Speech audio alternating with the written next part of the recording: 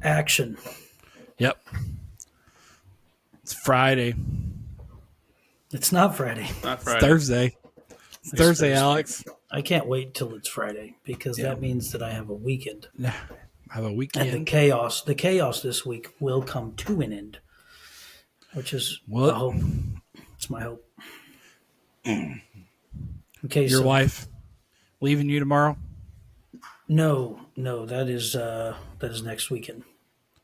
I thought it was tomorrow. I actually thought it was tomorrow. Your wife, ladies' conference? Oh no, she's not. It's sold out. Yeah, she's not going to make it there. She didn't buy her tickets. But next weekend she's going to Chicago, and Chicago. I'm going to go break Tyler's door down and sleep on his couch. He looks a little concerned about that. Well, you can sleep on my porch. Porch. That's fine. Yeah. There's a couple cats that would sleep with you on there. I'm going to bark at the neighbors and throw trash all over the yard and kick stuff up. Sure. Growl at the kids that go down the road. There's some kids. There are kids now. Yeah. Are kids now? There wasn't kids before? There weren't. No, like last year they vanished. Like there were kids always up and down our street, and then I thought they moved, and then I think there's a new family that moved. There's one kid on my block. He's rocking a mullet, straight mullet down down his shoulders, like it's shaved all up here, party in the back. You know, he came up to my front door again. I know. He came up to my front door with him and about a little 3 or 4 people in his posse, and he was like, "Hey, you need your grass mowed?" Yes. I'm like, "Well, I do." There's one answer. But I was kind of like, I don't know if I want that done by kids with them not paying attention to what they're doing. Let them trash the yard. That's how... Yeah. I mean, that's what me and Leo did growing up. Right. Trash the yard? But at what age? Yes. I don't remember. Yeah. These kids probably look like maybe 5th, 6th graders. 5th or 6th graders. You got to be more specific here. That's 11, 12. Something like that. Maybe 13. Almost 13. I think that's around the time we started. I don't know. Going out and mowing for people. It was just, the storm had just came through, like there's sticks all over the yard, and that was my biggest concern. I mean, like they wouldn't pick them up. Even if I asked, they'd probably they're mulching them for sure. Yeah. Mulching would pick up the trash that blown in the yard. No, they don't want that to be going on. Yeah, that's what I do again now, though. Mulch it. All the garbage. You could do what I saw somebody one time, I think Troy, is your father-in-law, said, "I'm just going to concrete the whole yard. No cutting any grass here." Yeah. Yeah. Concrete the whole thing. Tyler, you remember Glenn at Chrysler? Oh, yeah. I saw him. He didn't remember me, though. But, yeah, I saw him. I can't believe he didn't remember my face. And I looked right at him. I was like, I was going to say hi to him. He was at Baszler's. Yeah. He worked on that Camaro I had at one point in time. I went over to his house to pick it up, and there is not a single blade of grass in his yard. It is all rocks. Nice. That's the way to do it. Smart man. So, yep. But anyway, it is April 3rd, Thursday. Episode 18. Ooh, almost a 20. Almost a 20. Our podcast is a legal adult. Wait a minute. It's only been 18 episodes? 18 episodes. Oh, right. We did start last year, didn't we? Yes. Do you think we've been doing this for like 3 years now or what? I'm lost in time. I think time is irrelevant at this point. I'll double check, but yeah, sometime in August is our 1 year mark. Time is irrelevant. So, it really is quite irrelevant in all of this. So, I mean, when you think about the greater scheme of time, it's just the sun rising and the moon setting and then rising. And a good seasoning. Time, Plus, we don't even really go off of the original calendar, which is lunar. We go off of the solar calendar, So there's 365 days, and then sometimes there's 367 days. 66, not 367. Okay, whatever. We only had Close enough. one extra day. Okay, whatever. So, and that's not the case for the lunar calendar. I don't know how many days are in the lunar calendar, but yeah. Didn't I Totally read? different. I think I read an article, and it's been so far back I can't remember. But as Earth gets and goes around and around and around, I think we're actually slightly speeding up. So that in the next so many years, they're gonna have to adjust the calendar, adjust for that speed. If they're speeding up, they'd have to take a leap year away. Yeah, Probably where they'd start. It's because of the earthquakes that are knocking the Earth off or on its axis. No, I'm kidding. I don't know. I'm just making stuff up. Man-made hurricanes. That's what's doing it. Yeah, man-made hurricanes. Bingo. That Why and does gypsies. Brett Cooper is bothering me again during our podcast? Yeah, so it says Earth is spinning faster than it used to. Clocks might have to skip a second to keep up. So it's not that big or dramatic. Ruh-roh.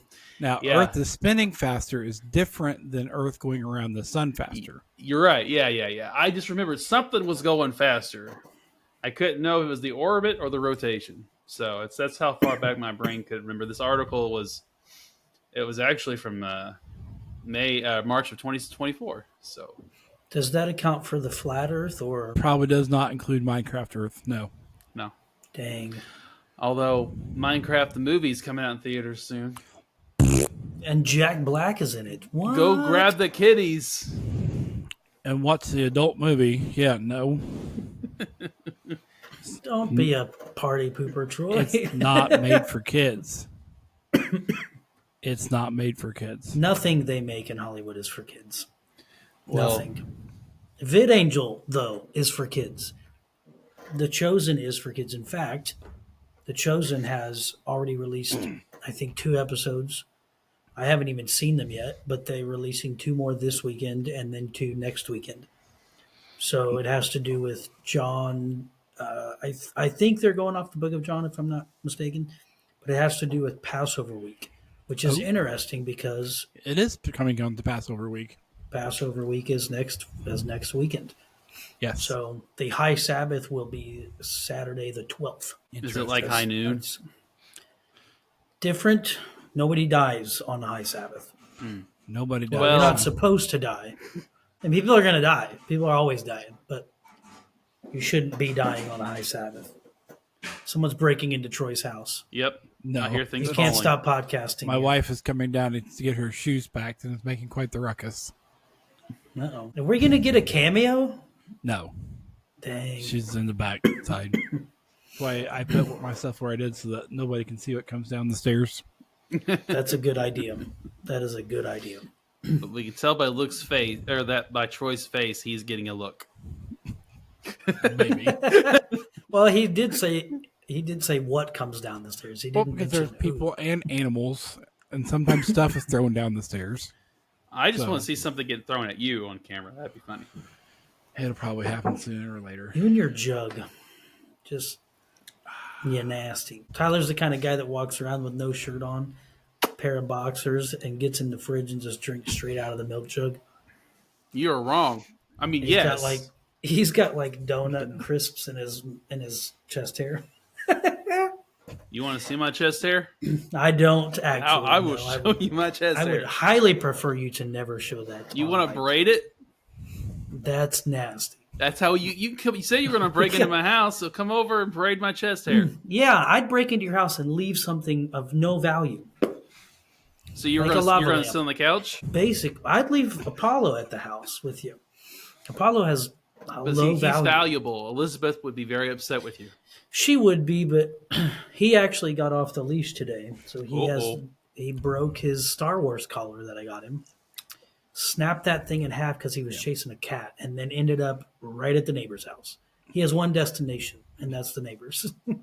Why? What's over She has there? like 16 dogs, Oh, there you go. and he just runs around the yard with all the dogs. So, Well, it must be what the people are. yeah. Well, he wants to be a human, But then when it's time to go play with the dogs, he forgets what it's like being a human. Now he's sleeping on my couch. He's knocked out, Well, passed out. he had a big day. You wore him Yeah. out. Yep. He did. He did have a big day. He got a treat for coming home because he had Did no you get a collar. treat for coming home? No. Although I left a treat in my work truck on accident. Is that why you were in the bathroom earlier? Yes. Yes. Gnawing on a dog treat. Yep. No, And- that was. Anyway, moving on. Troy, you might want to All right. So, derailed at the very beginning. This is ridiculous. it's the way we like it. So, don't die. I'm sorry. I might have to mute myself for coughing. That's my apologies. That's okay. So, I decided, I don't know how we're going to, I think I decided we were going to rediscuss the Elon Musk and Lex Luthor You thing. did. That was your decision. Okay. So, I sent that thing to the group earlier where it looks like he's going to take a step back. I don't know if you guys saw that or not. So, Probably because of the fact that he seems a little bit wild. he seems wild, or everything else is wild. Well, both. So I got a small prepared statement here. So with recent developments, if I could read, with recent developments, this could be an issue. A truer statement that I realized, what the heck am I talking about? We're starting this over. So, sorry. I done lost. I happens. done train wrecked this dude. Hey, we're already in the ditch, so it's gonna hard. We need some like all-wheel drive to get up out. Yeah. All right. Elon Musk is Lex Luthor. With recent developments, this could be an issue. A truer statement than I realized Monday when I wrote this. While I support what he is doing, I do see a potential issue with people taking everything out on him right now. He is the face of the Department of Government Efficiency, which technically was created during the Obama era. I don't know if you guys knew that one or not. Yeah. They did No, not create. They did not create a new government office. They renamed one of Obama's and just tweaked what they're doing just a little bit, not all that much. Today, I sent that article. Well, no, did I send that one? An ABC affiliate out in California is alleging Musk could be stepping back from his current role. While the article tries to push the narrative there's a rift in the Trump admin, the truth is that Musk is only a temporary employee of the government. He never was a full-time employee. Also, another note, even though Elon is leaving Doge, his top secret clearance will still be there. Because he's had it since the Biden era 3 years ago with his work with NASA. So people worrying about his top secret clearance thinking that he just got this is something he's had for several years now. We discussed in episode 4 the possibility that Elon Musk could turn into Lex Luthor. So we'll go back through the things that we talked about last August. I guess episode 4 was last August. That's interesting. My numbers are skewed then. So he owns Neuralink, the implant people's heads. He owns XAI, or Grok, which recently purchased Twitter from him for $33 billion. I said all that. That's an $11 billion less than he paid for it when he bought it. However, I didn't read. Was that full cash or was that bonds and cash? Because I think that's how Elon bought it initially.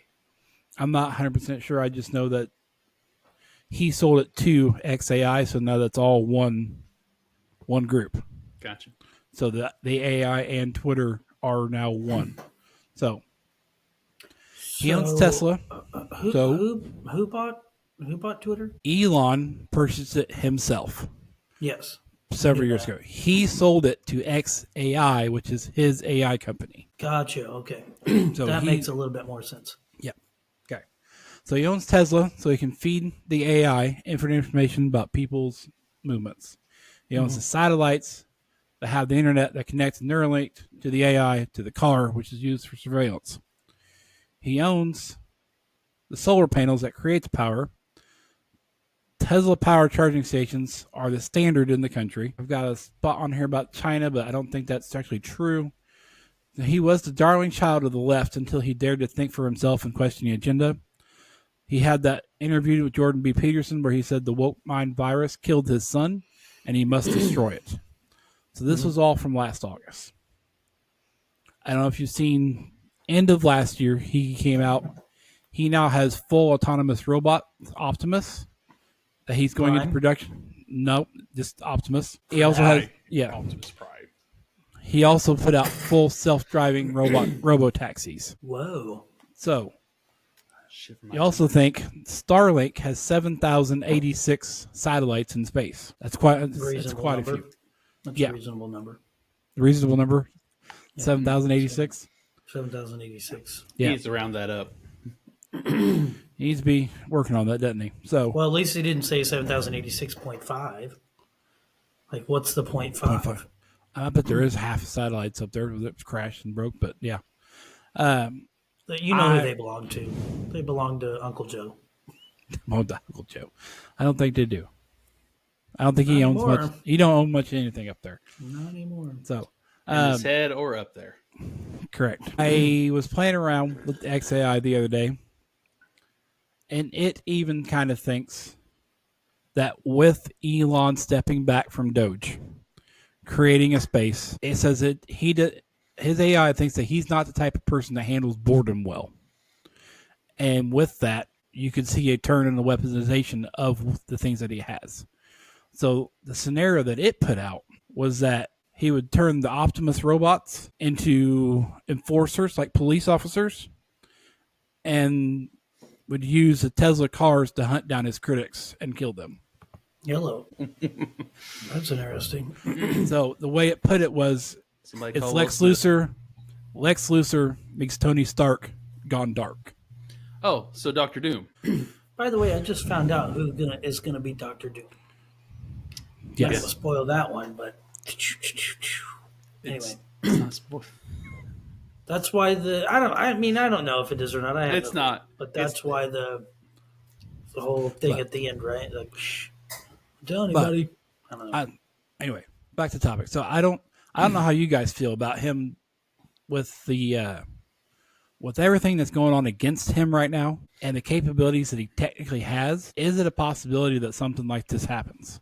Especially now with him taking that step back from Doge. Do we think that's something he's capable of? It all comes down to how bored he is. That's essentially, I agree with Tyler. The first time ever. It's the beard. I mean, it's the beard. No, it's not. It's seducing him. It's his eyebrows. No, I'm kidding. I mean, I think is it possible? Probably. But again, I have to agree with Tyler. How bored is he going to be? And then on top of that,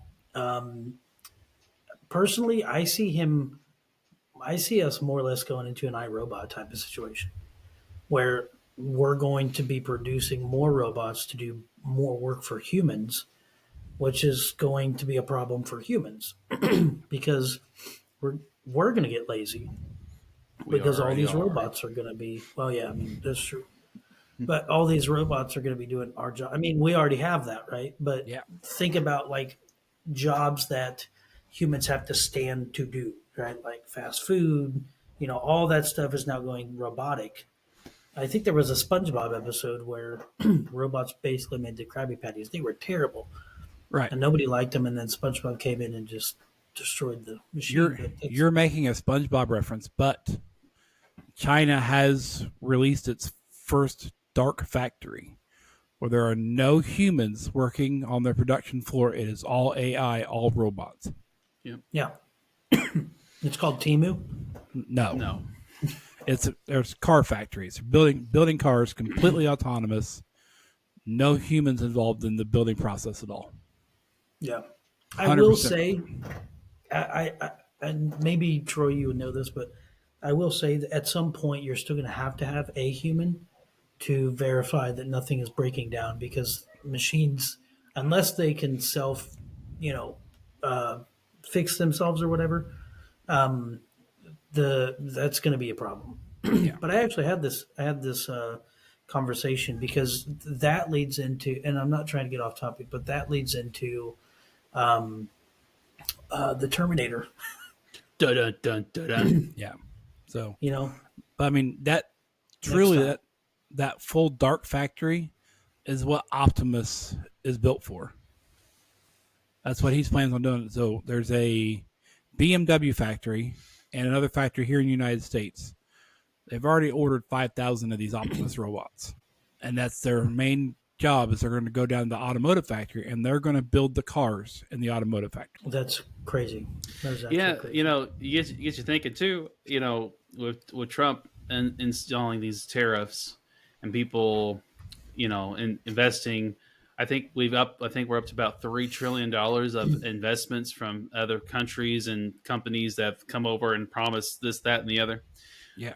Um, you know, the workforce of America requires much more money than it does in foreign countries. So even if, like, let's say you're like, oh, we're going to start building in America, we're going to start manufacturing in America, the workforce is going to cost you more money, as well. So, what's to say that this incentive of, well, let's get more autonomous in our production, even in America, because the products, if we're saving money on the tariffs, then let's get this all automated to where we don't have to pay our workers as much as a living wage of America that Americans require. Right. It could be Yeah, you can well, I see the mean, scenario kind of folding out like that. So even when I worked at Eisen there in Terre Haute, there was one line that they brought in and they automated a couple steps of the process. Overall, it slowed the line down, but their job was to cut costs on personnel. So it slowed it down a couple pieces an hour, but now they only paid 3 people work that line instead of 4. And it's been happening for a while, but that's kind of what the way we're going. Yeah. And there's more, I guess it's kind of weird to think that, yes, there will be some smaller tasks that humans have to do that we, at least right now, humans will have to do. mhm. But the robots are coming to be able to have that fine motor skill and that finesse to do some of those jobs. Yeah. Yeah. I mean, robots don't have a sick day. They don't have a 401k. They don't have quarrels with their working buddies. The other thing, They don't you, leave. They definitely do not leave no, random things in the bathroom like a pork chop. they don't have smoke breaks. They may have smoke when they break down, but they don't have smoke breaks. The other thing you think about too is one thing that's always on the table of discussion is the Social Security money and the situation of trying to keep that funded. And one way to minimize was kind of as it was when it was first started was you didn't have as many people retiring because they would pass away before they were retiring and pulling from that money.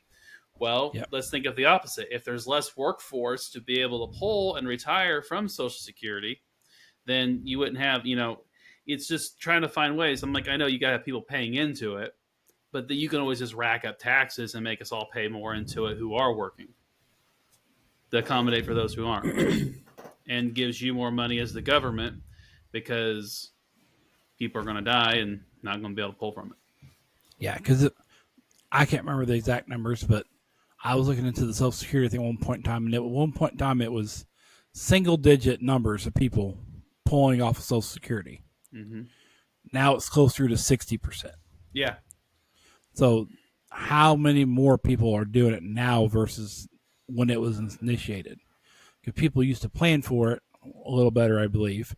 Also, it was cheaper to live, so people didn't necessarily need it. And then the third thing, what was that third thing? Oh, yeah, like you said, people didn't live long enough to see it. Mm-hmm. And the other problem, too, is the government has borrowed so much from the Social Security to fund other projects and programs that they have to find ways to keep it funded because they owe it. They IOU the Social Security program. Which is why the work that Elon Musk is doing right now is so important. Yes. Because we got to get all this stuff solvent where it can actually stand itself. Yeah, I would argue that I think we're probably still several years from seeing a bunch of people being replaced by robots. Yeah. in many different ways. But I also think that eventually, if things continue at an elongated term, then it's very possible that you're going to see a lot of factories moving to that robotic stuff. But you're probably still going to need a person there making sure that these robots are functioning the way they're supposed to. And then if there's a breakdown, now there might be three lines going and one broke down, but then, people are still not going to want to pay for the top of the line robots their robots are going to continue to break down. Yeah. I mean, as So fortunate as essentially, you're still going to have production like you do now. It's just going to be maybe a little bit different. I mean, computers and AI and other things are slowly getting more advanced and more advanced and more advanced, and we're kind of going off on a spiral and not talking about Lex Luthor. But one last point I'll make is, our kids, as they get older, are going to have to really think about the career choices they want, because the landscape is going to be a bit different as they get into their career path life. I mean, I'm already seeing it affecting my career and making everything so much easier for people to design, that anyone can just type in a sentence and they can get a full-fledged design. Yeah. And it's all well and good. I mean, it's great for some parts, but it's only going to get better, and it's only going to narrow the need for people like me to Right. kind of come up with anything. And so, as far as, and also with photography, I saw Adobe showing off the fact that you can just create full-on model poses and mock-ups for clothing, magazine covers, anything, and it looks real.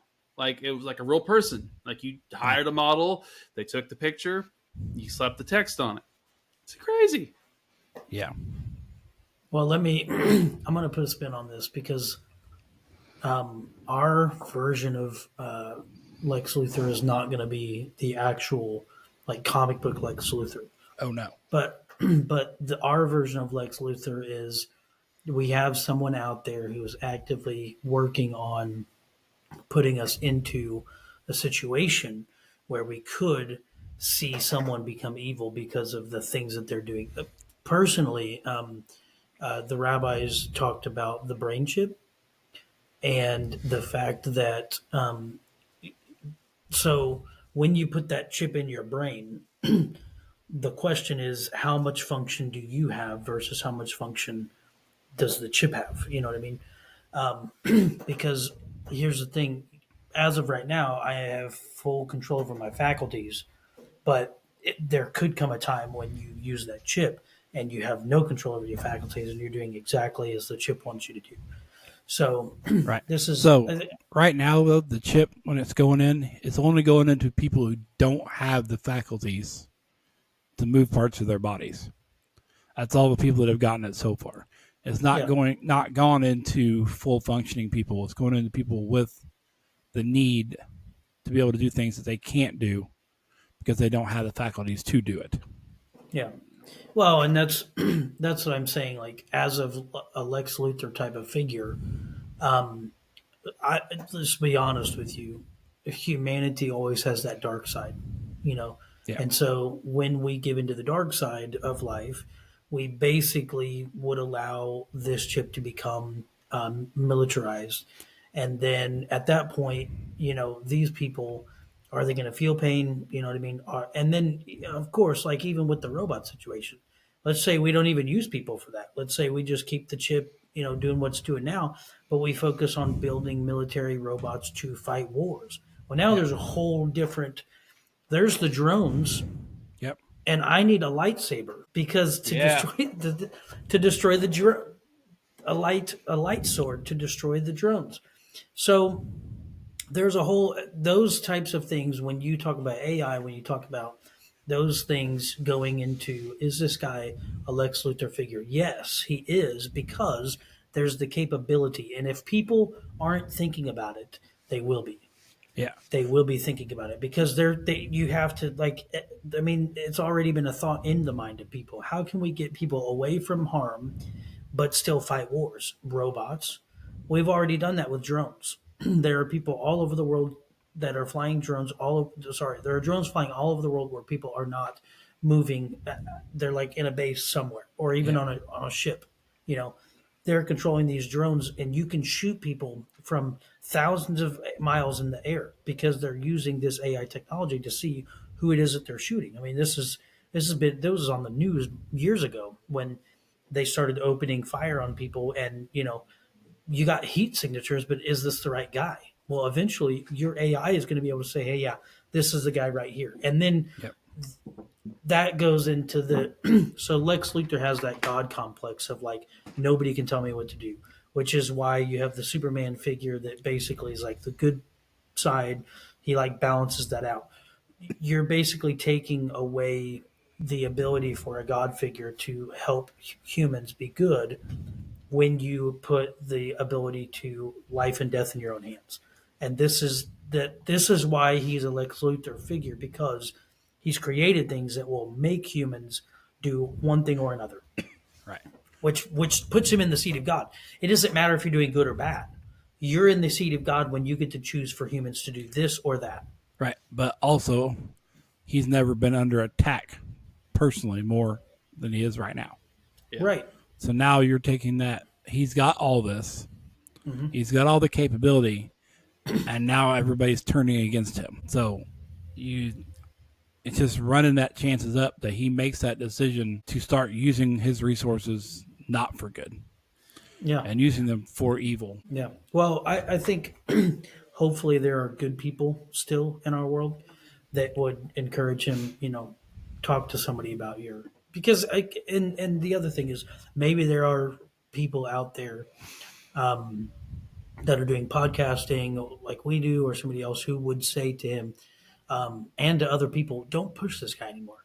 You know, we don't need that. We don't need people to be evil. We need people that care, that want to do the right thing instead of doing the wrong thing. Obviously, there's always going to be somebody out there that's evil, Yeah. because then the balance isn't the balance anymore. But that's the big major concern. Can we have people who will step up and who will say, "Hey, we're not going to do this," or "I'm going to encourage him to do the right thing." Don't use your propensity for evil. Maybe, maybe not. I don't know. But do I think? Do I think personally he can be? Absolutely, absolutely, because you give the authority to build robots who have no emotions, who do exactly what you tell them to do, even if they break down. You know, which water's your friend? I actually watched a video of a guy who the computer was basically like telling him what to do, and he grabbed a cup of water and he splashed it on his computer and it died. And he goes, "This is how you solve the AI crisis." Yeah. However, um, you know, as things progress, there are going to be people that find ways around, how to destroy robots. So, and then now you're getting into like sci-fi movie stuff where robots are taking over the world. People are going to, use robots for the evil, and then, do we have a character that knows how to destroy the robots that comes from a different timeline? That's the question I want to know. And is it Optimus Prime? That's the other question. So, did you guys see the video recently that they put out? It was like two AI chat robots talking to each other. And so these two chat robots are talking to each other. Once they both realized that they were chat robots, they switched from typing out regular words to using like that digital code language. So What did they say? Do we know what they said in digital code? I don't know what didn't remember the specifics of it, but it went from showing words on the screen to just showing the digital codes and the digital frequencies going back and forth. So they stopped talking in a way that the humans around them could tell what they were saying. Is It's what it time looked to like. pull them apart. But they can recognize each other. They can recognize themselves, and then they switch to where nobody else can understand them. And that's kind of a scary part of the whole AI thing right now, is that if they are aware enough to know and to switch that, things may be changing faster than we thought they were, faster than we hope they are. So, Yeah. Well, yeah, if I can just say this one thing, I don't know that we're right there yet, because I mean definitely. Could we be 10, 12 years, 15 years? Yeah, absolutely. Um, but that's still 15 years. That's still 12 years. It's still 10 years. So there's time. I don't know that we have. I don't know if it's going to be that long It may not be. because I think the Optimus robots are supposed to be ready pretty soon, within the next year or two. Yeah. Well, I meant like world domination, 15 years ahead of time. I I don't know. What do you think, Ty? Do you think we've got time? It all He says no. depends. Okay. It all depends on the need. Like it's going to come from a need. It's like Absolutely. one Yeah. way or the other. One part of it will come from a medical need or military need, and that's all it's going to take for something to unravel or there be an issue. I still think the elite is going to be the elite because they've got the money and they'll mass produce what we can't. And then, I mean, I would even imagine people are going to lie to humanity and be like, oh, yeah, these robots you're building are good. And then they'll use them to turn against humanity. I mean, the Because big, that's oftentimes what happens. you know what the thing of it is every so many years some big hacking group comes on the scene and they're like, we just did something, like we hacked this company, we hacked that company, got all this information.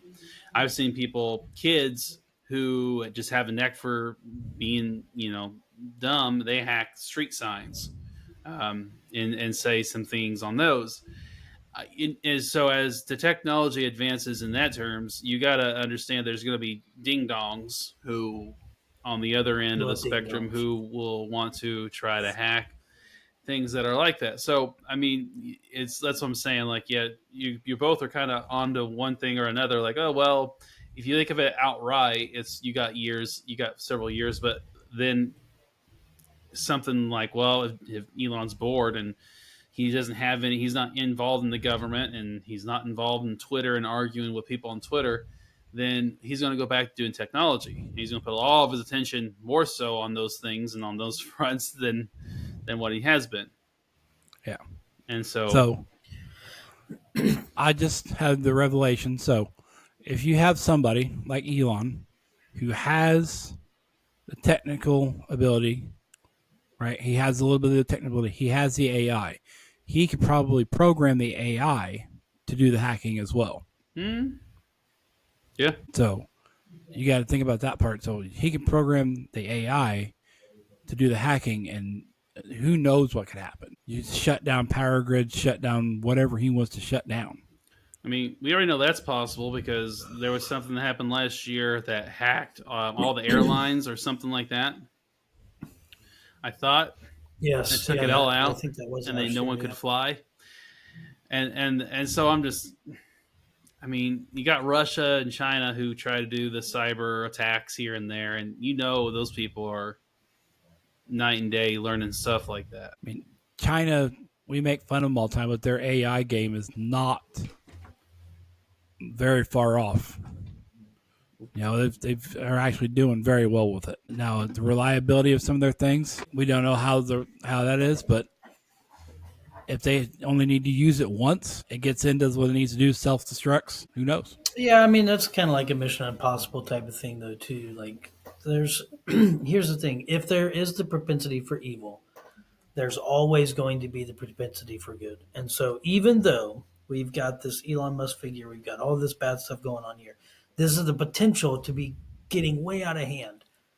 There's the one who created heaven and earth always has some other guy Yep.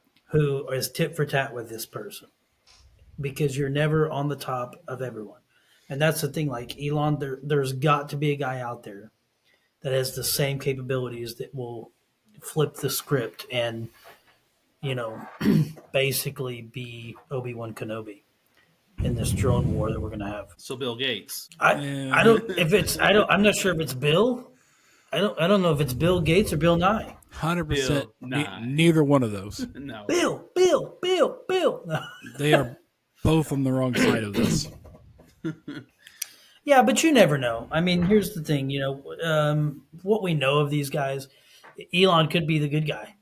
And it could be Bill Gates that wants to do this, which he also has the propensity to become like a figure like that.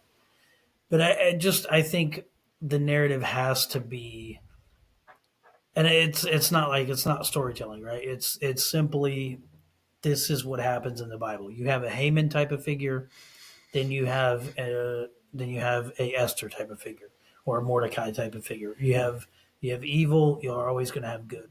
You know, you've got Anakin Skywalker. You've got Obi-Wan Kenobi, and so there's always that balance. It's going to be balanced because that's the way it was created. That's the way it was designed. It doesn't even matter if it's all robots and humans. Like there's going to be somebody who makes nice robots that will fight against other robots. I had like I don't know, maybe a 3 hour conversation with my buddy about this, where we just went through like all the scenarios that could possibly. We even got AI involved, and like AI was giving us like tips on how these things would come about as far as like robots fighting other robots. But we basically pinned like robots from Star Wars against robots from um, um, Terminator, and pin those guys together. Which Star Wars robots are terrible. Like the drones die all the time. But if you make more drones, then you just keep producing, keep producing, keep producing. You're going to eventually wear down these other robots. So, Yeah. you know, I'm sorry, that's kind of getting way off into topic. But anyhow, there's always going to be that paralleling thing when it comes to this person. So does he have the capability? 100%. And so it's our duty and job to be nice to this cat and not necessarily bow down to him, but give him the idea to do something good with it. Yeah. What are some good things he can do? He can learn how to locate utilities with robots, so that way I don't have to do it anymore. That'd be a great thing. Yes, good stuff. You're both silent. This is no good. This is no bueno. That's okay. No bueno. All right. So, make a segue here to this next bit. Pose a question. Could the CIA keep using its witchcraft to solve this problem? Yes. I don't know how it would use witchcraft. You can't scare a robot because a robot's basically going to look at that, the witchcraft stuff and be like, "That's not real," and then move on. So, uh, anyway, but the CIA is trying, right? Trying to use witchcrafty type things, as in seers, watchers. Seers, watchers, yeah, all that stuff. They're trying to use those. That is a real thing. Which is moving on into our next topic. The CIA thinks they found the Ark of the Covenant. Yes. Using a seer. Alex wanted to discuss this one. I have the CIA documents that I can pull up. Pull them. You should put them on screen so that way you can show. Can do. Okay. That says that way people can act. I mean, of course, you can tell them where to go to. You just put the link there too. But going back to the robots with the witches, it would be an interesting thing watching robots battle witches. Interesting. All I got this is being dumb. I feel like we've seen that in a Marvel movie somewhere. What should I do? Your computer system settings, privacy, security. New computer. Hold on a second. Yay. You guys can talk while if you have anything you'd like to say while I'm trying to figure my computer out. Well, I can bring it up. I'll start it. So basically, what happened was the CIA hired some individuals using some non-typical ways of finding things. I don't know exactly. I can't remember the exact words. We'll look it up here in a minute. But so they're looking for things in a non-typical way, and they're using these seers to project themselves into different parts of reality. This reality. So basically, I'm sitting in a room, and in the spirit realm, I'm going to project myself into the next room. There it is. So doing that, they basically went to a place over in the Middle East. They saw a box. It's called Project Sunstreak, which it throws a red flag up in my mind anyway because of the sun. But anyway, It's like the sun so reflecting off my bottom as I'm running in front of the window in the shower. oh, what the heck? Not good. Project Not Sunstreak good. right there. Oh, That's what Tyler. it is. Not even good. There was no good in that. That was all pure evil right there. All right. Woo!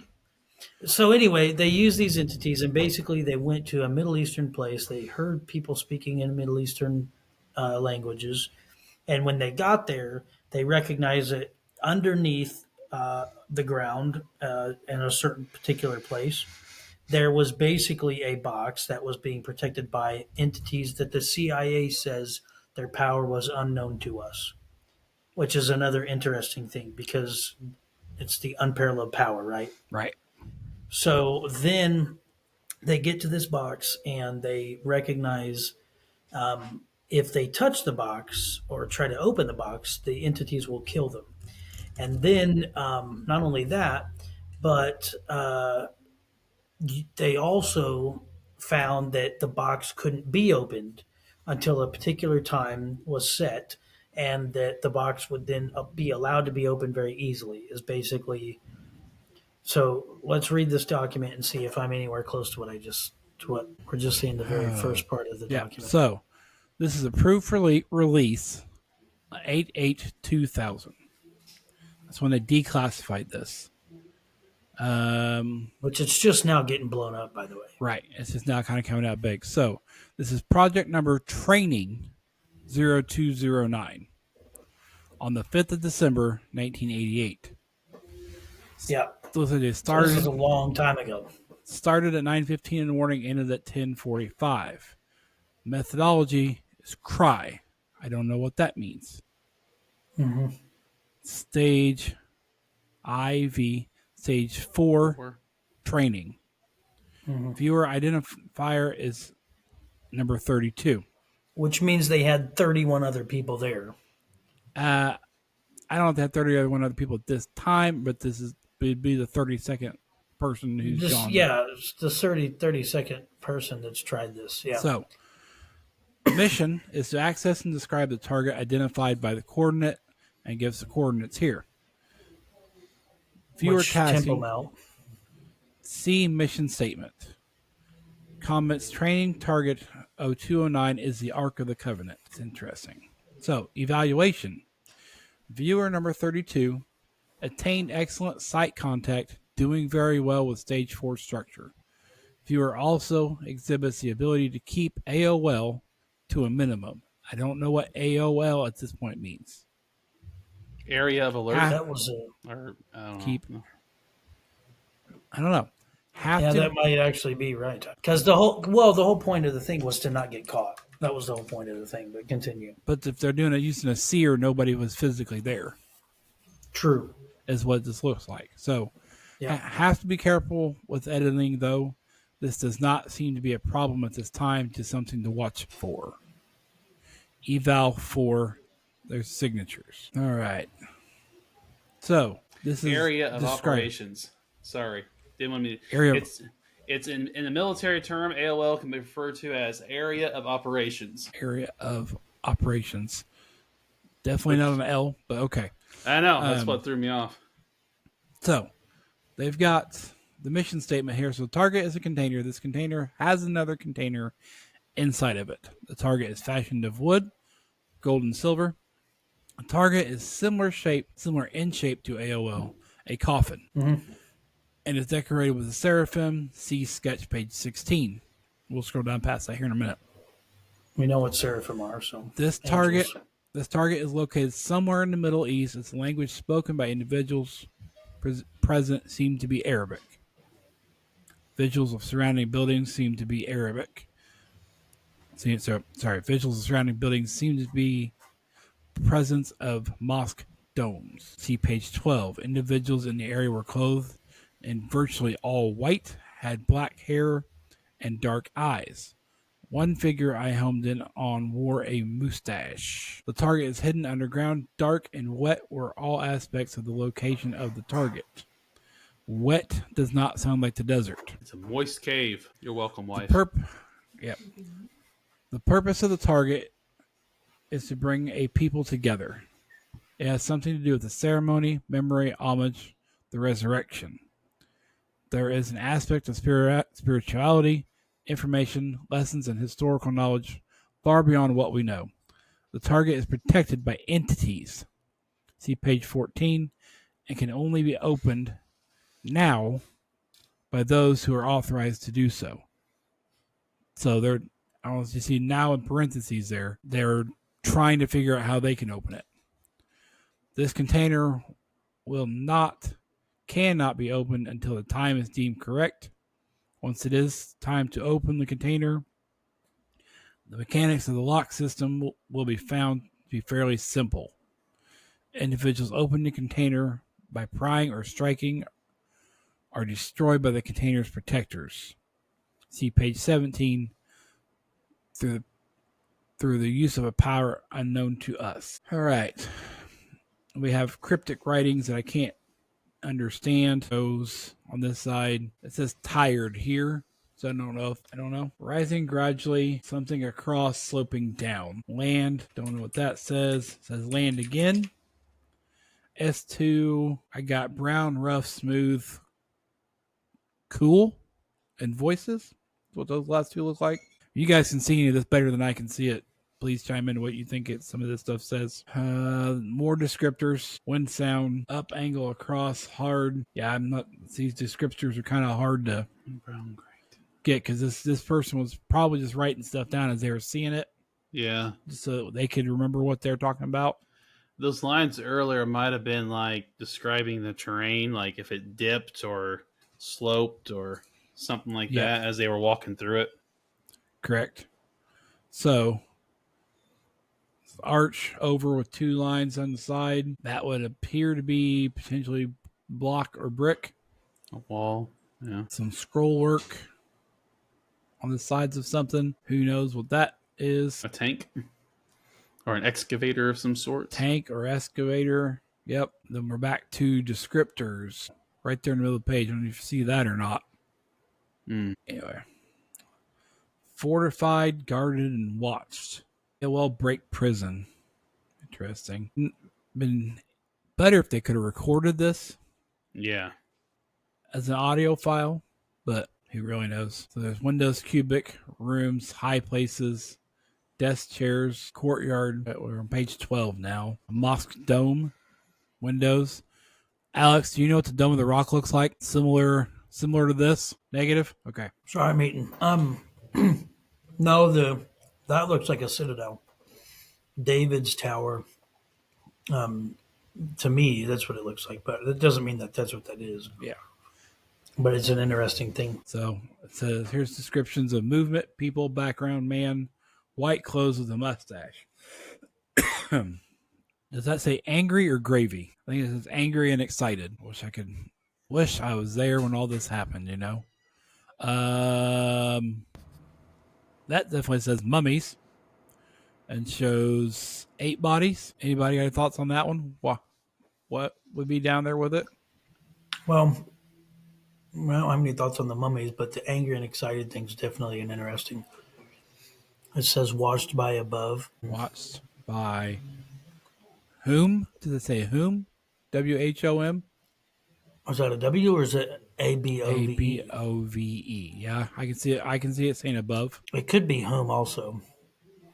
But so angry and excited is interesting to me because so before we get into this next page, on the side of using these techniques such as seeing into the spiritual realm, so this is getting out there, okay? I'm just going to be honest with you. It's getting out there. Yeah. You can, this is the easier way to explain it. Star Wars universe, when you're using the Force, both light and darkness can tell who you are that you're using it, right? Yeah. So in this reality is something very similar. You can actually feel things in the spirit.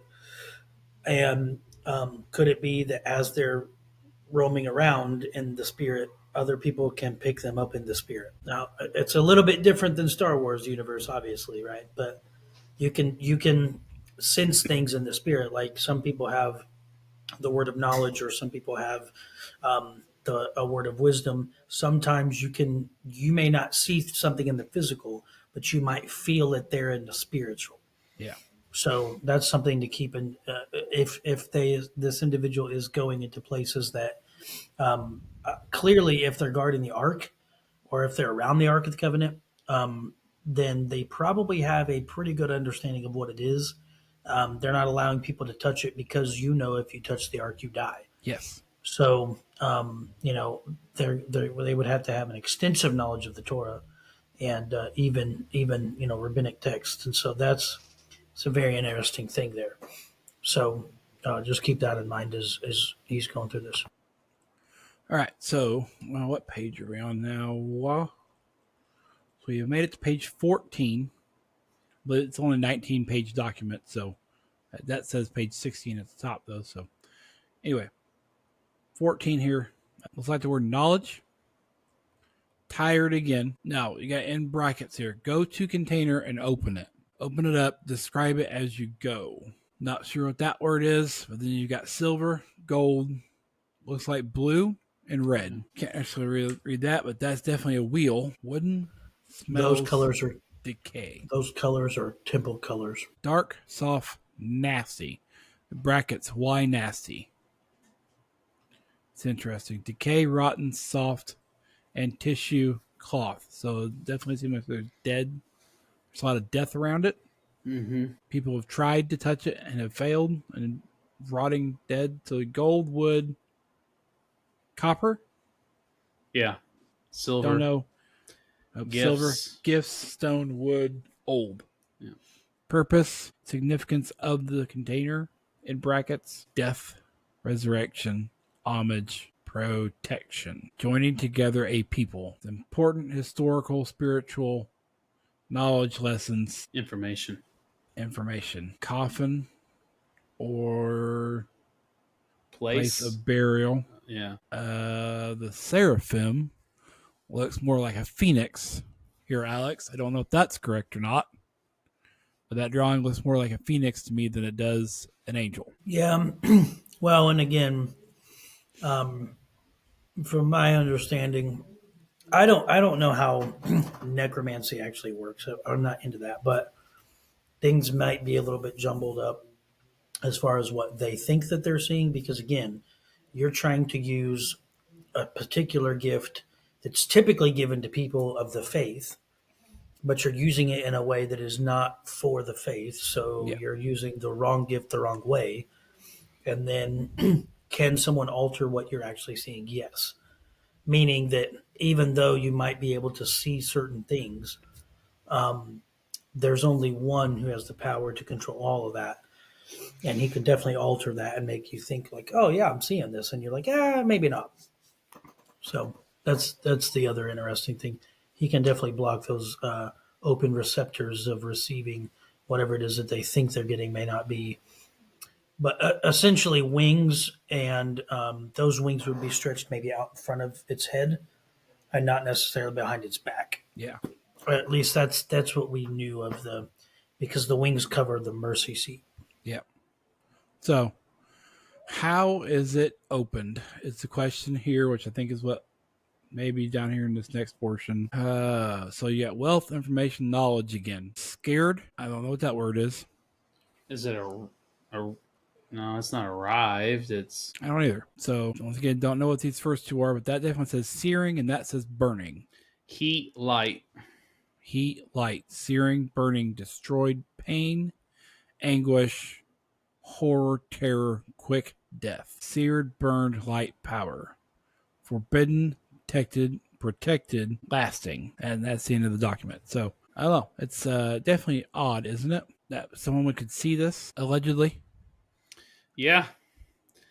I mean, that is definitely. I don't know. It's hard to even form an opinion on this because you immediately want to go to like nah.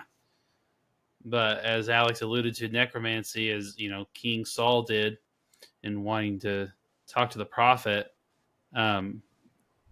it's something definitely there. I mean, the Bible depicts necromancy and a spiritual thing like that several times. So Yeah. we know those things exist. We know those, I don't know if abilities, connections, I guess maybe is a better term, or an avenue for individuals to, see into the spiritual realm, unlike just praying and reading the Bible and fasting.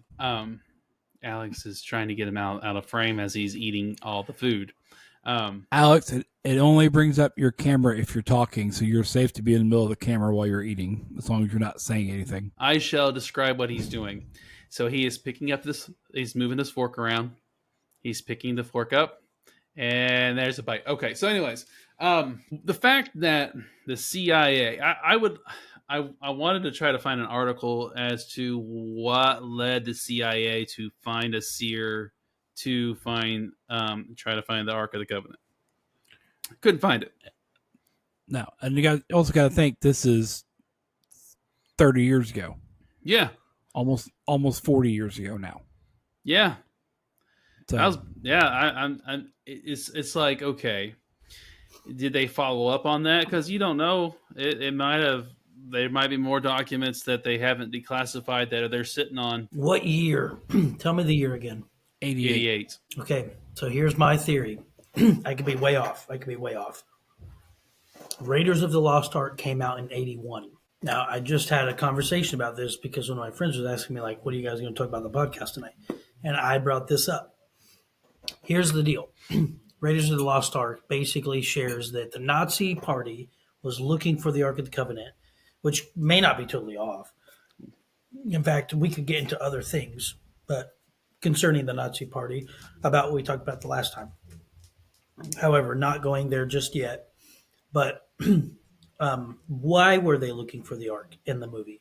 And the movie, they were looking for the Ark for one particular reason. It's power. Yeah.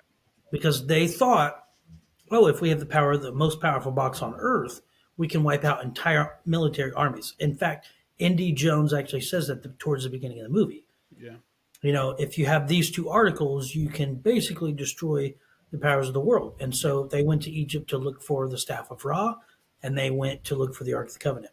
Now, my particular opinion is that God is obviously aware that, just as humans would use AI, robots, and other things to basically use that to enslave the entire human race, a military would definitely use the box, the Ark of the Covenant, in order to do something evil with it. The only reason why Israel was allowed to have it, though, was because there's a special book called the Torah, and the Torah kept your heart right and allowed you to use the box the way it was meant to be used, which was to connect with the Creator.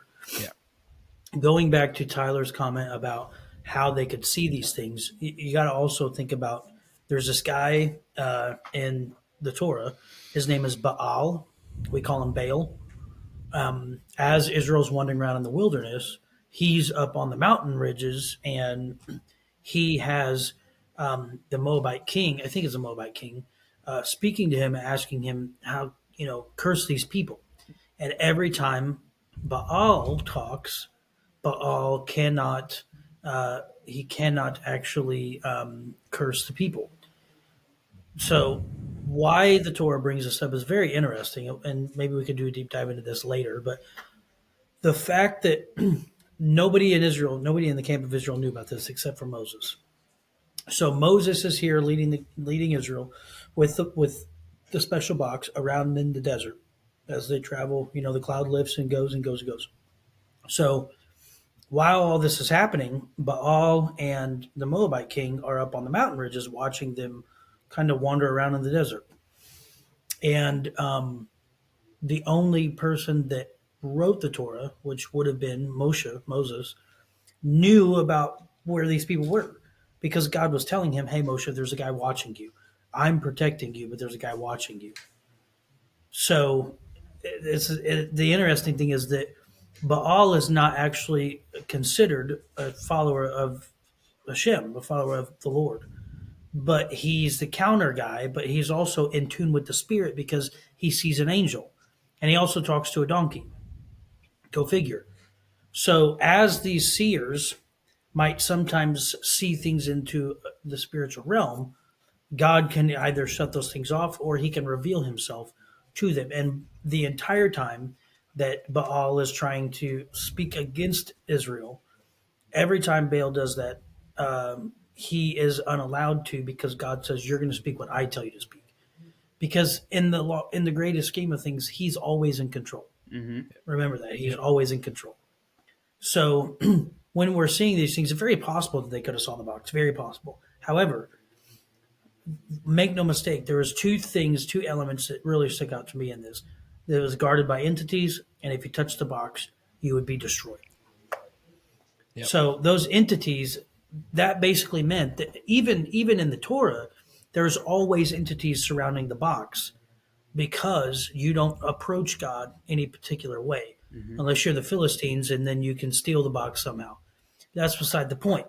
Anybody that touches this box dies unless you're a Philistine, because the Philistines take his box down to Dagon, which basically means one thing: that God allowed them to take him down there. Yeah. Do we know? So unless Sorry, go ahead. Finish your thought. no, well, I was just going to say, unless you are permitted by the king to do the bidding of the king, you're not getting close to the king. It's just like a president or any other dignitary. Yep. You can't show up and talk to Trump however you want. You might think you can, or Biden or anyone else. There's a protection detail there. And so you have to correct yourself before you walk in front of high official dignitaries, including the king of the universe. You can't just roll up on God however. No. So, sorry, Tyler. No, I always thought of that too. How the Philistines were able to take the Ark of the Covenant, and I just didn't know were the poles present. I mean, that would be the only way I would think, because every aspect of the Ark of the Covenant shows that God's Spirit and glory was there. So even it knocking down their idols constantly. Yeah. So, I mean, that was Well, I'll tell you what I thought. What was going on? I was thinking about this in my own study of the Bible. I thought, what was going on during the time of the box being removed from the tabernacle? One, the tabernacle had actually been in Shiloh. That's where it was. It was not yet in Jerusalem. Two, there was a particular high priest who had some naughty sons that were doing naughty things, so to speak. So Eli and his son Hophni and Phinehas, okay? Hophni and Phinehas were doing the wrong things. And so this is what I got out of all that. When your temple is desecrated because you're doing the wrong thing, the Spirit of the Lord decides, I'm going to go into the enemy's camp and fight on my own. Because again, nobody walks up on the box of God. Nobody sneaks up on the creator of the universe. It's literally impossible. If he's all powerful, all knowing, omnipresent, didn't God know, like, hey, here comes the Philistines, right? Yeah. Mm-hmm. But when Eli heard that the box was gone, he fell over dead and broke his neck. Where was he at? He had to have been in the temple, so they had to have snuck in there, grabbed the box, and took off with it. But here's the thing. You can't get into the Holy of Holies inappropriately. No. Correct. Yeah. So you didn't die? So God had to allow them to come into his presence and allow them to come into his space and remove him from that space, because he does not want to live in a temple that is unclean. He wants to live in a temple that is clean, that is about him, that is about his direction. And if it's not, he's going to leave and go fight the enemy on his own. And it's not until years later that David actually is allowed to bring the Ark of the Covenant into the city of Jerusalem. Yeah. But it's just an interesting thing. You don't roll up on the box however you want. You don't roll up on the creator like that. No. So that was my whole thought. As I just slowed down, read the scripture, and I'm like, man, this is interesting. So going back to these seers, you might be able to see the box, but that's to allow the American government to know, hey, there is a one true God. Yep. He is, in fact, the creator of the universe, and he came in the form of a man, died on the cross, and is now, sitting on the throne in heaven. The interesting thing is when I brought up John's John's topic in his revelation that he talks about. Where's this at?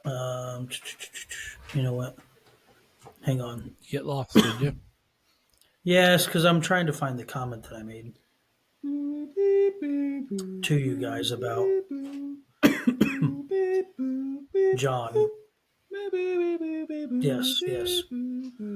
Sorry.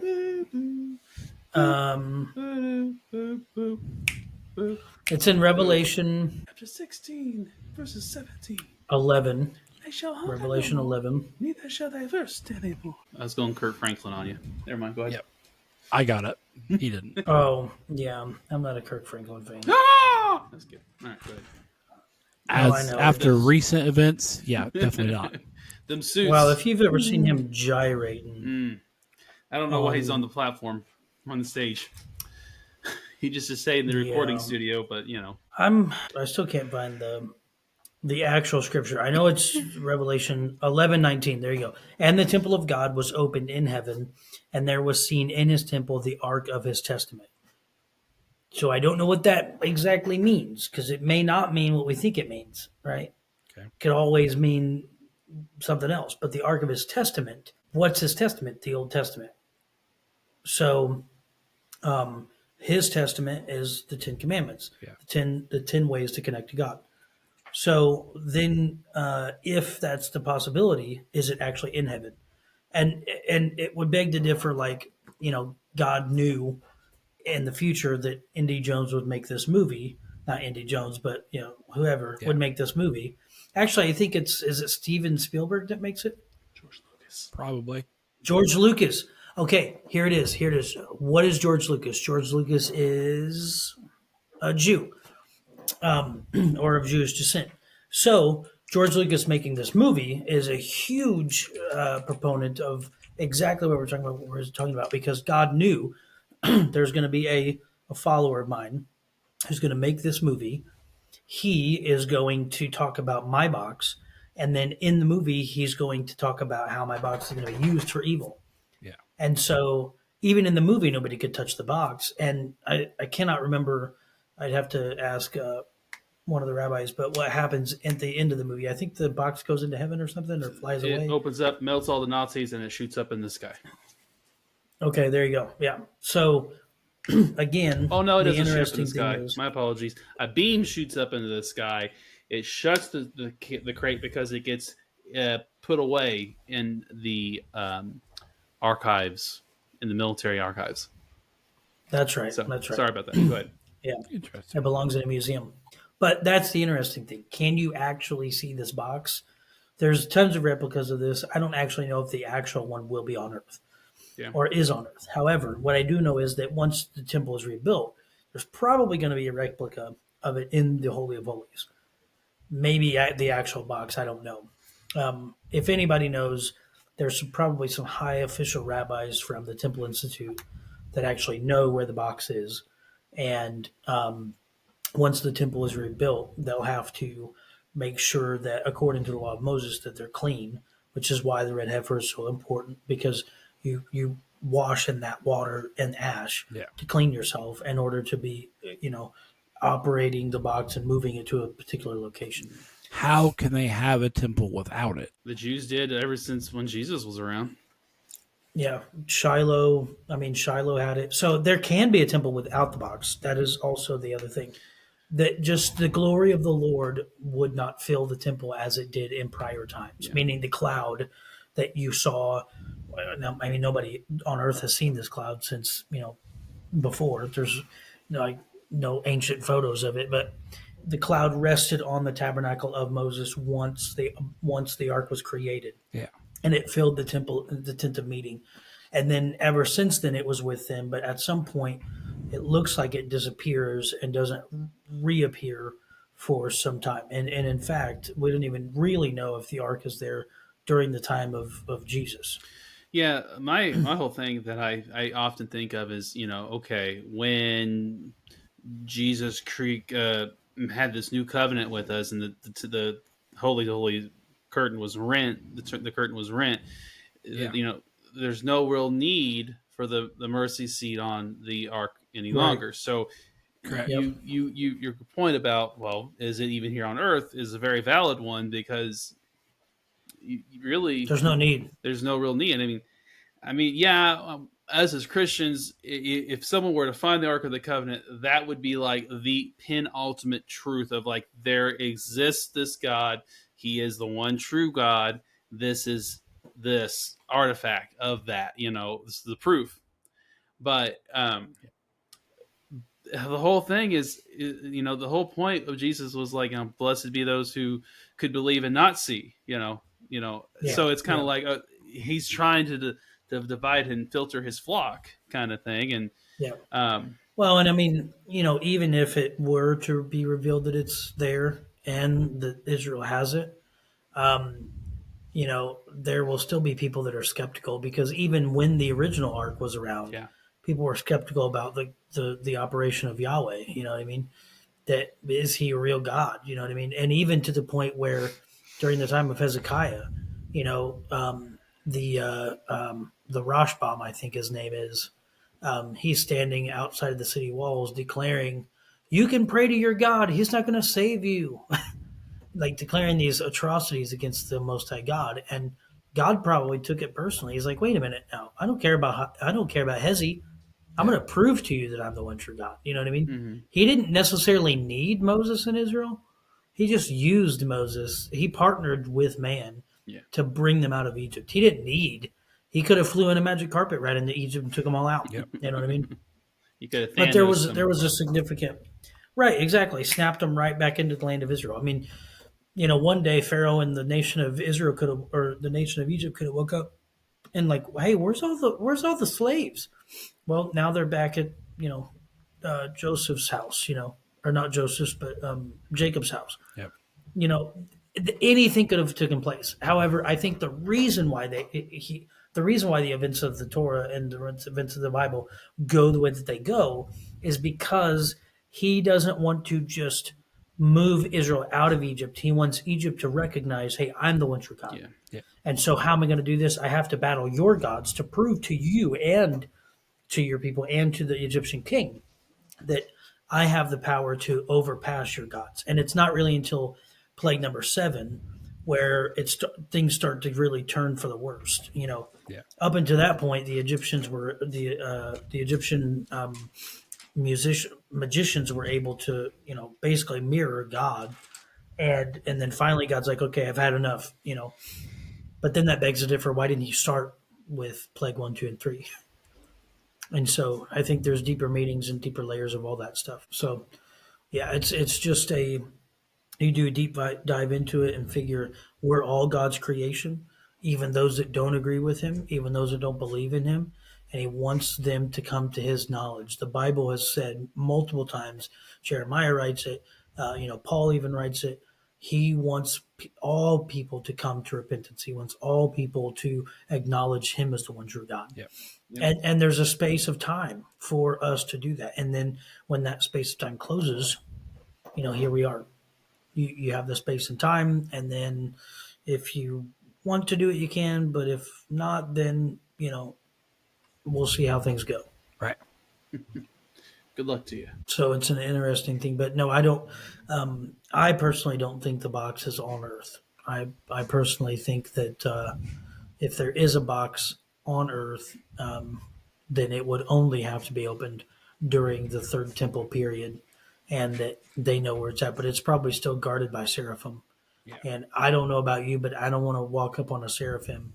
If you read about what they look like, they're like 4-legged beasts that have 4 wings that have like 4 faces. That I don't know about you, but I ain't never seen a 4-faced looking beast with 4 legs. I do not want to roll up on that cat. I don't either. Don't either. Just saying. So, but it is interesting. The other big takeaway that I had from this is the CIA uses seers. What the heck? Yeah.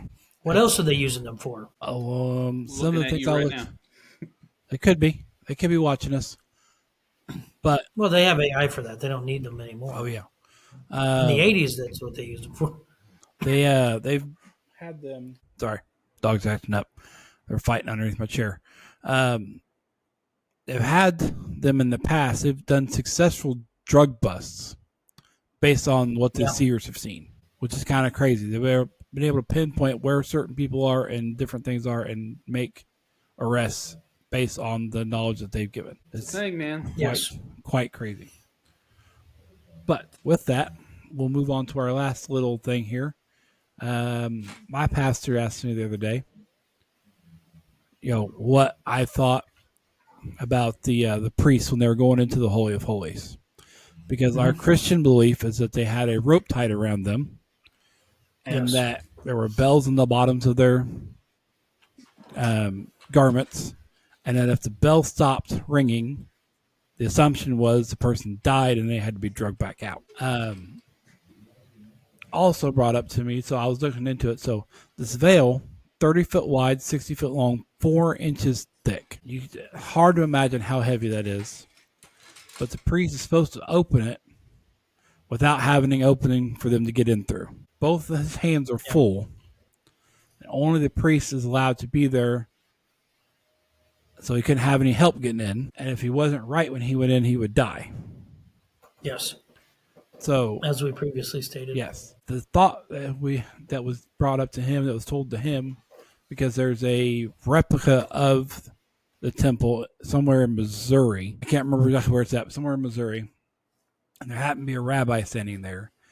And it made it more led to believe that if the priest walked up and was right, he was transfigured through the curtain into the Holy of Holies. And I don't know if, Alex, if you have any more information on that, but that's kind of something different. You don't think about people on a normal yearly basis being transfigured, and it was, like I said, it's not been brought up to us that way. We were always led to believe that the man made it in there himself, and if he was right, he would die. If he wasn't right, he would die. But it's coming now more to believe that if he wasn't right, he would never make it in there in the first place. Yeah. So. Yeah. Well, I mean, so I think the last couple of weeks I kind of did a deep dive on the Mishkan. And despite what my podcast reveals about the Mishkan itself, essentially the Mishkan is an apartment for God in our world, right? And so God creates an apartment for us, and then we create an apartment for him. So in God's apartment, like anybody's apartment, really, you don't just walk into someone's apartment and present yourself, right? Right. There's a knocking. There's a proverbial like, "Hey, how are you? Hi." There's some type of interaction at the doorway, and then you enter into the apartment, right? You don't just walk into somebody's apartment. Even your family, you don't really walk into their houses. In fact, I used to get in trouble when I just would open the door. My sister was like, one time, she's like, "Hey, stop walking into my house without first knocking." Not that it was that big of a deal, but that, it was just kind of, hey, like, just because I'm family doesn't mean you can roll up in here whenever. So anyway, I said all that to say that, so I do have a little bit of notes actually about this. So the high priest enters the Holy of Holies carefully by following the commandments given in the Torah, specifically Leviticus 16 regarding Yom Kippur or the Day of Atonement. So the process is washing holy garments, sacrificial preparations,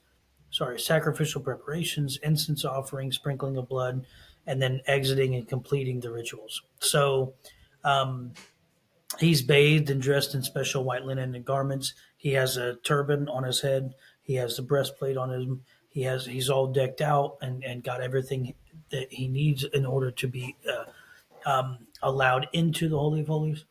And then he offers a bull.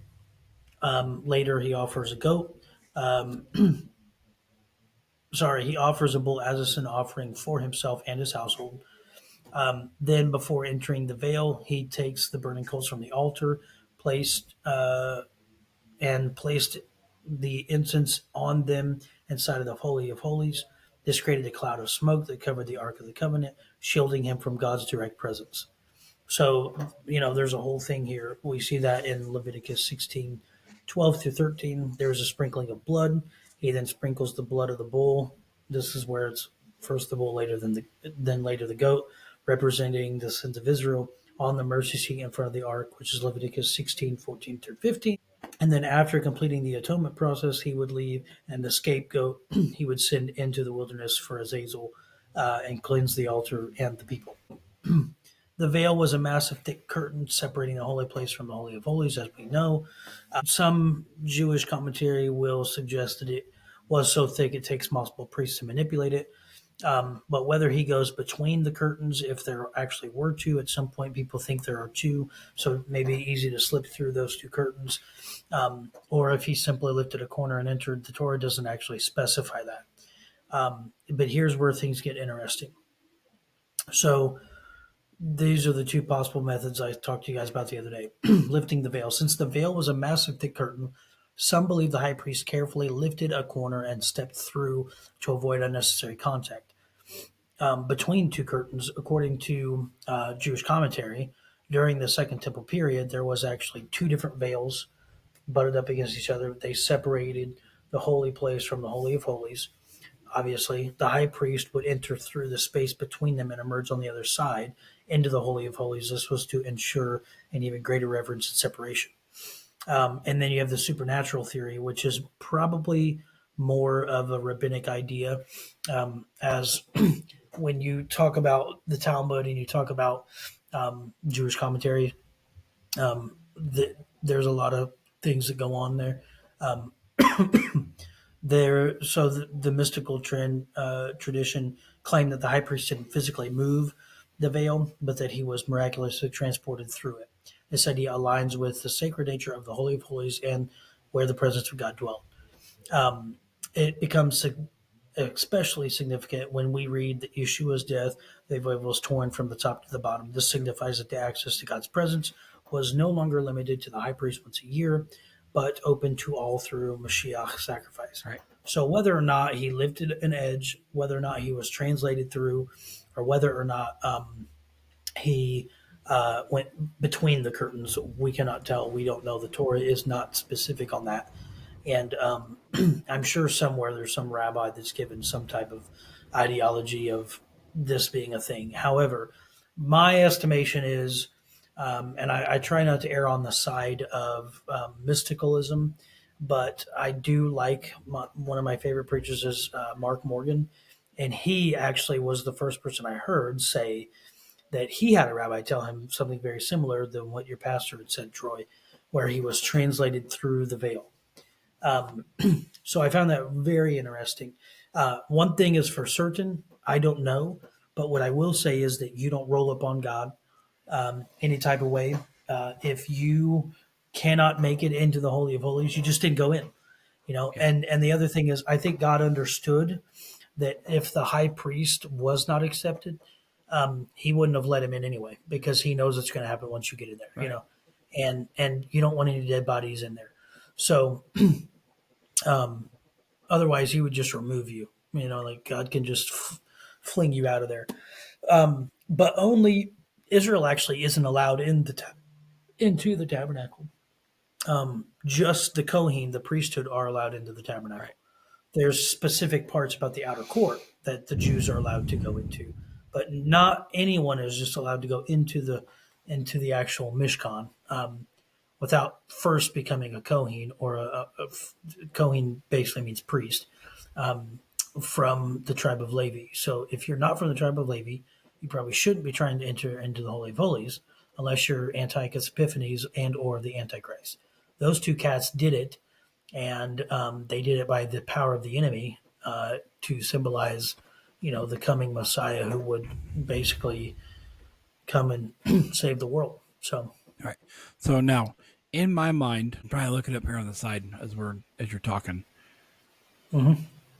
For some reason, I always had the thought in my mind that the curtain for the Holy of Holies, the veil, was continuous and had no openings. Mm-hmm. It was completely continuous and had no way of opening it. Which is Yeah. what's the significance of it being torn is why it's so great. And with that, that's kind of where my mind goes to the translation through it. Is because it's 4 inches thick. Yeah. Just lifting up a corner and trying to go under is going to be hard. because, like I said, the priest is carrying the ash, and I can't remember what else, carrying whatever. So both hands are full. He would have had a bowl of blood and then ash. Right. So you're right. His hands certainly would have been full. But in order for him to get in there, yeah, he either had to set that down, but then do you grab it again? Like, what's the process there? You know what I mean? Right. You can't set a bowl of blood down and then but yeah, he takes the bowl of blood and he would have sprinkled the blood onto the mercy seat. It would have been licked up by the anointing power of Right. God, and then the sin of the camp would be passed over a year. So again, those things are the interesting thing. I without getting into too much trouble because I don't know who all watches this podcast, but I particularly would like to believe that he is translated through there. Right. But the Torah just does not say, and it's not a good thing to speak where the Torah doesn't speak. So it's very possible. I like that idea. It sounds mystical, and I like it. And but that doesn't mean that it's actually what happened. It's just as presented as I present things as I'm supposed to present them. It's Jewish fanfare, Jewish commentary that basically says, "Hey, yeah, he was translated through." Yeah. I mean, But I don't see. I don't see any other way either. I see it less mystical, more on the lines that it almost seems a way of verification for those priests, that to verify that everything they'd done was right, as the people on the outside watching, if they could see at that point, if they could see the people on the outside watching, he just get translated into it. He wants the food. Yeah, I mean, that's the thing. Like, I don't see any other way either, and maybe it's not overly mystical either. But I just am very careful about. Well, if you're being loud, I'm very careful about what we see as far as the Mishnah is concerned, as far as the Talmud is concerned.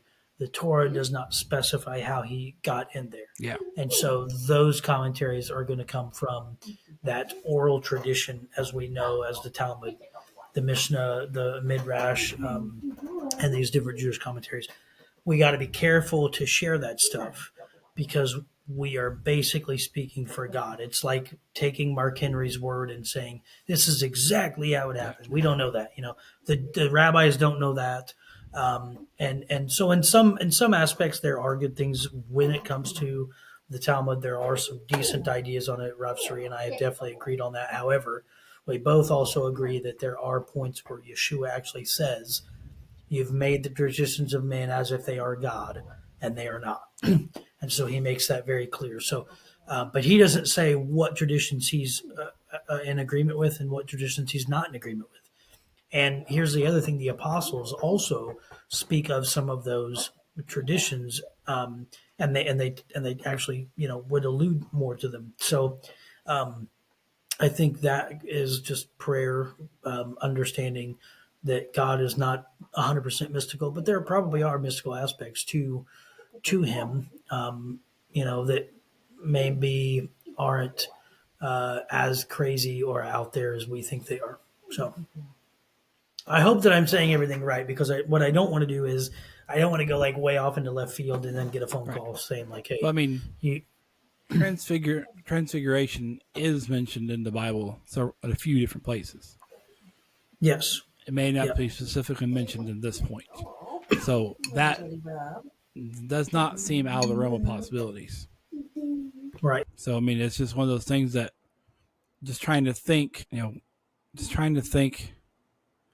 about how pure you have to be, and basically you're walking up on the Holy of Holies. There can't be any doubt in your mind of whether you did everything perfect. It kind of relates to our walk that we have now. As we're going through our life, we have to, it says to make your calling and election sure. So as we approach the end, making sure that we're perfect so that way when the end comes, and we have our transfiguration moment, because that's technically what's going to happen. We're going to be transfigured into the sky. I mean, I'm drawing that. Yeah, no, I I'm agree drawing with that comparison is technically that's not the word that's used, Mhm. but that is what is going to happen. But you Well, have I to make think, sure 100% that your sacrifices are right and that your life is right before you approach, yeah, or it is certain death. yeah, and that's only done by the blood too, right? So if you're going into that relationship with the Creator, there's always you got to go through the blood first, which is, I mean, that's what the priest did, right? Right. It wasn't about how much sin you had. It wasn't about what wrongdoings you did. For that time, you know, no matter, Moses killed people. It doesn't matter about that. What matters is that you have the blood applied. And that was the big thing. The high priest understood I have to come in this particular type of way to get into this space that God is in. And I think that what you're saying right there is a safe way to segue into how did they translated themselves through the blood to get to the other side of the veil. Yeah. I think that's a beautiful way to say that. I really like that. And if I get a phone call, we'll deal with that later. But no, I don't think I will. But again, I just don't want to over mysticize things. And I want to be careful about how much Talmudic things are being shared because so many people are running to these rabbis. They don't understand what these rabbis are talking about. And a lot of these rabbis, they might be giving good stuff, but they're very, very into Kabbalah. They're very into the occult. They're very into this mysticism. And you really, really want to be careful about what you're hearing from particular rabbis, Right. especially when we are on pulpits preaching the word of God to different people. I'm not saying, I think what we're doing is fine, but yeah, I just want to put that little plug in there. So, Right. but I like what you said, Troy. What you just said was really good. I mean, and that's kind of, I don't know, the New Testament is always revealing the Old Testament, correct? That's what it's always Yeah. doing. And if you think about it as a fact that the New Testament reveals the Old Testament, the veil was torn so that all of us can have that transfiguration. It's just kind of, I mean, this is going through my head as I'm going because I had no prior thought of this until this right now. Is that the way the priest had to make sure he was perfect coming to the Holy of Holies is the way we need to approach the end. Working Amen. to be as perfect as we can and making sure the blood is applied so that way when it comes to that point in time, because now that we are all have access, we need to make sure that that blood is applied to us specifically so that way when that transfiguration happens, so that time happens for us to go to the Holy of Holies, we can be transferred over to the other side. Yeah, no, I totally agree with that. I couldn't have even said it better myself. I think it's very important. The number one thing is having the blood applied, because again, some people think that they cannot have a relationship with the King because of their sinful state. But let me just say this: He created you. He knows exactly where you're at. He knows exactly what you did. He's not worried about that.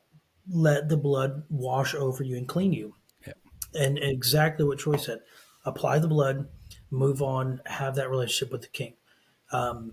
It's. I don't think anymore. It's about, you know, yes, can you do good? Yeah, but it's not works based. It's purely faith based. Your good faith leads you to have good works. So totally agree with you, Troy. Couldn't have said it better myself, man. Any thoughts, Tyler? You guys about nailed it. I have none on this subject. Not on this one. I just listened. Well, we got just listened. Yes. I was trying to listen as well as I was going through because, like I said, I feel things were being revealed to me there as we were going because I hadn't had the thought process until this very second. The only thing that popped up in my head was, What's the spirit?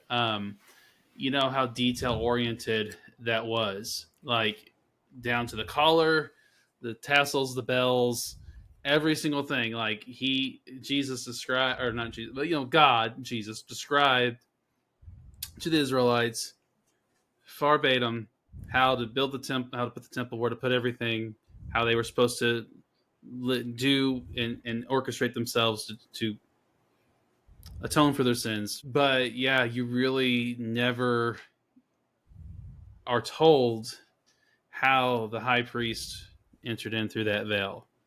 And I think, as you described, I'm just continuing echoing your point. It's a foreshadow of how the only way we are going to be able to get to God, to get to His Spirit, is by God and through, His means. And it just goes to edify that point and drive it home further that, you got that priest walked in there with the faith, believing that everything he did was on cue, on point, to be able to enter into His glory or His Spirit. Yeah. Well, and I mean, even when you think about what Yeshua did, and um, um, I don't know why I'm drawing a blank. Hebrews talks about that. Hebrews actually says that Yeshua became the high priest. Yeah. But again, that's only after he sheds the blood Yeah. that he becomes the high priest. Before, he was still in the flesh. But once he raises from the dead, he's in that glorified state. The flesh no longer can glory because the flesh is gone. It's been destroyed. Yep. So while we're in this imperfect state, I think I don't want to make light of sin, and I don't want to make it sound like, oh, hey, you can go sin and do whatever. But I also don't want to make it such a hefty weight that you can't ever have a good relationship with the King. You're going to make mistakes. You're going to sin.